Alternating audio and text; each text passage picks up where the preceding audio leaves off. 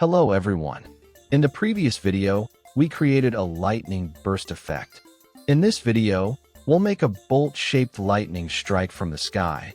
Just like we see in the level, a bolt of lightning strikes down and creates an explosion. So let's get started.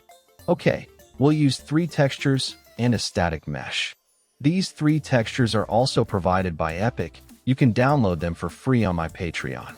The static mesh looks like a half ring. Its UVs are laid out flat, from top to bottom. These are the assets we need to prepare. Now let's create the material. Place the 3 textures into the material. Set the material blend mode to translucent, lighting mode to unlit, and enable 2-sided. First, we'll build the world position offset part. In the world position offset, we'll use the engine's material function spline thicken. It affects the static mesh via world position offset, controlling the spline's width or thickness. Set the base width and tip width, 15 and 20. These values can be adjusted based on our static mesh. We also want some dynamic randomness. Use the normal map texture. Add text chord node and a panner. Set speed to 1, UV tiling to 2. Since it's a normal map, don't output directly. Use a component mask to extract the R and G channels. Multiply by a small influence factor and connect to the thickness input. Now at edge fade.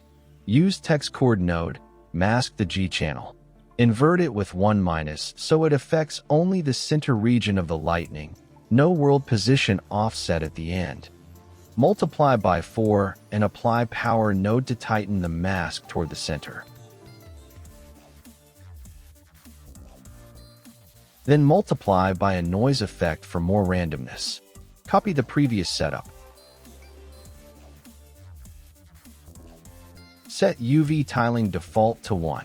Add a dynamic material parameter to control random texture start position. Set speed to 0.2 and 0.4. Keep intensity low, multiply by 0.5. Then use transform vector node to transform the result from local to world space. Finally, multiply by a value that controls the overall world position offset intensity.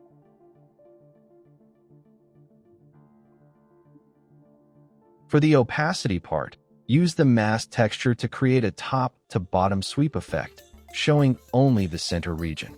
Add a text chord node, breakout float 2. Connect the R channel directly. Take the G channel, add a dynamic material parameter as a mask, and use a lerp node. Set the parameter range from 2 to -1 to move vertically. Once connected, we'll see a top-to-bottom sweeping effect.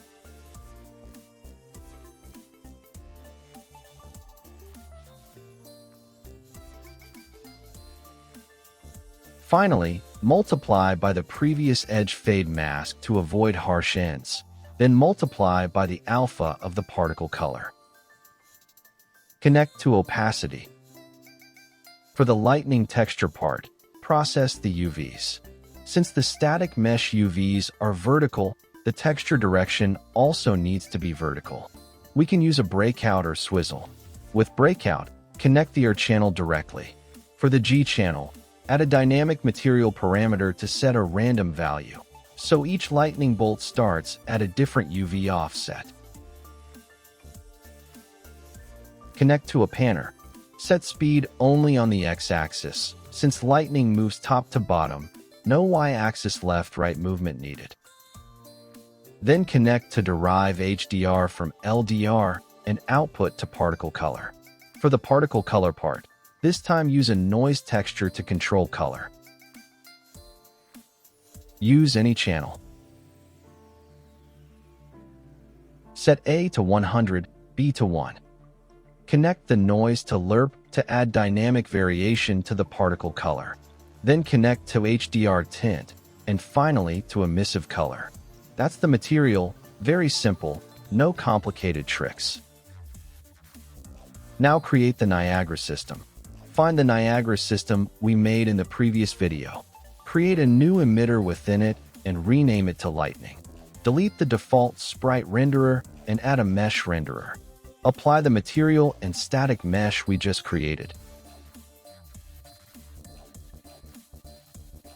Isolate it for preview. Set the emitter state to self and once. Loop duration to 0.1 seconds. As before, we'll use both spawn burst and spawn rate. Copy the previous settings. Burst count is 3, spawn rate is 5. In initialize particle, set lifetime to 0.2 to 0.3 seconds, because lightning needs short lifetime. Color also controlled by user parameter. For starting position, set z-axis to 400 so it strikes from the sky. For mesh scale, since the mesh is large, set the x-axis scale smaller to look like a lightning bolt. Adjust as needed, reference values provided. In initial mesh orientation, add a random rotation around Z. For scale color, use a template curve to enhance color.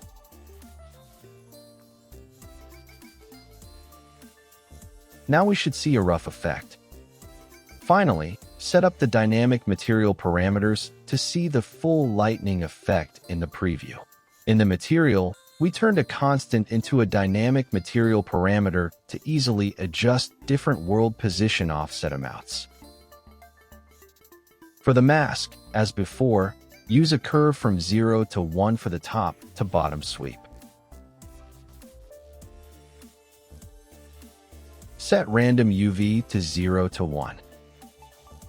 For world position offset, lightning twist intensity, set it high, 100 to 200. Now we'll see that the twist is very strong. Adjust up or down as needed. Okay, the effect looks great. Next, duplicate this emitter to create a more colorful lightning version. Most settings remain the same.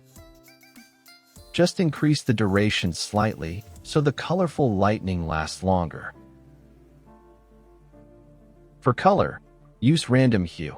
Hue shift range is 0 to 1. No other adjustments needed.